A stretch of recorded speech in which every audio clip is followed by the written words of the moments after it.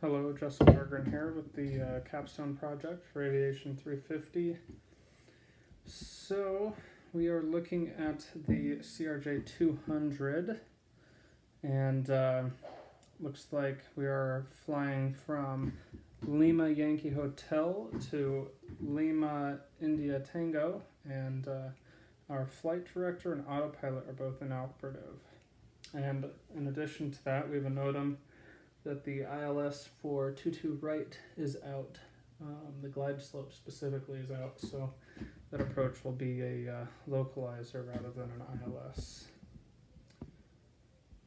So our filed alternate is Bravo Tango Romeo, and we're expected to arrive there at 1800 Zulu. So if we look at the terminal area forecast, the TAF, we see from 12th day, 1700, so an hour before, we have 8 knots, 190, 6 miles, some rain showers, and scattered 3,000, broken 7,000.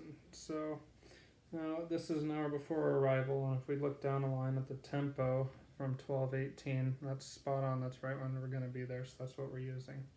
And unfortunately, right as we're supposed to get there, it's dropping down to 1 statute mile of visibility. Thunderstorm and rain in the area, broken, it's our ceiling, 500 feet. And then another layer scattered 2,000.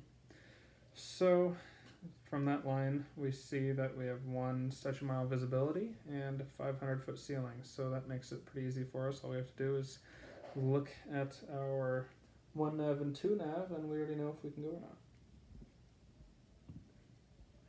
So the approaches that we have for the airport are the RNAV GPS, runway 4 left, 13, 22 right, and 31. Obviously these we cannot use since we don't have the GPS.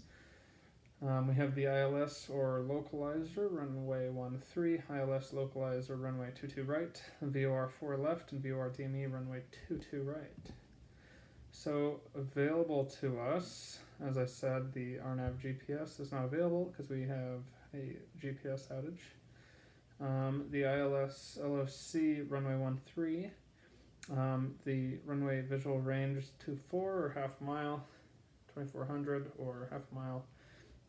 For the ILS localizer 22 right, our glide slope is out, so no ILS. So our runway visual range 4,000 or 3/4 of a mile. And then for our VOR 4 left, we have 1 3/4 mile visibility, and for our VOR DME runway 22 right, we have 1.25 miles. So if we look at our lowest legal 1 nav minimums for ceiling and visibility, for the ILS 13 we have 200 feet. So we would have to add the 400, and that comes out to 600 feet, and our half mile with an additional mile is 1.5 miles. And of all of these single sources, this is our lowest, is 600 feet and 1.5. I would do the math. I have the math shown here for the localizer, VOR, and VOR DME. And of all of this, the lowest here is this ILS in this case, which is 600-foot ceilings and 1.5 miles visibility. Well, we know from above that we have 500-foot ceilings and 1 mile visibility. So our ceilings are too high by 100 feet, and our visibility is too bad by half a mile. So let's look at the 2 nav minimums. We look at 2 nav, and doing the same math, although thankfully we don't have to add 400 feet and mile, we only have to add half a mile and 200 feet.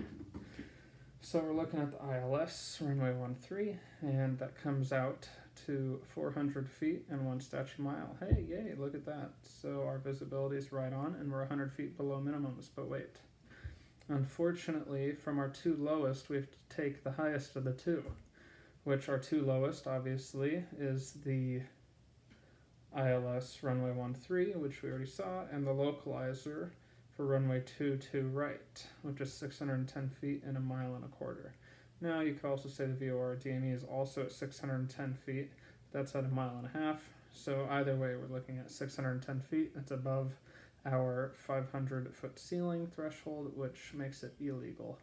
And no matter what, we are above the mile for both mile visibility for both the localizer and the VOR DME.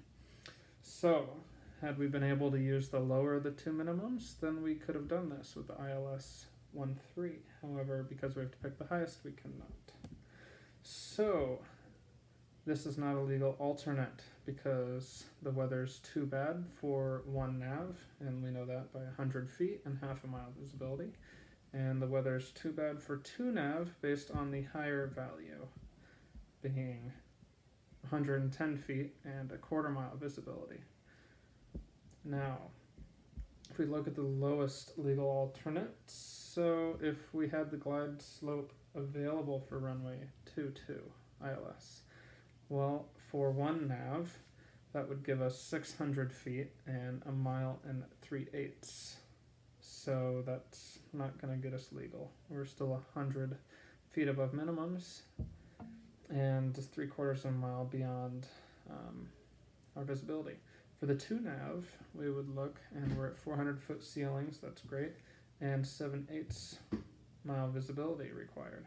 So that would totally be legal. Now, of course, remember for the two nav, of our two lowest, we take the higher of the two, which in this case, the higher of the two, when you're comparing the ILS runway 22 to the ILS runway 13, we're looking at 400-foot ceilings and 1 statute mile versus 400-foot ceilings and 7/8 of a statute mile. So even with the higher of those two, we are legal to go. So, meaning had the glide slope been operative, we could have gone on this flight. And then I did not do a calculation for the GPS available because that information was not shown in the PowerPoint. So, thank you. I hope this made sense. And I think I got a grasp on it.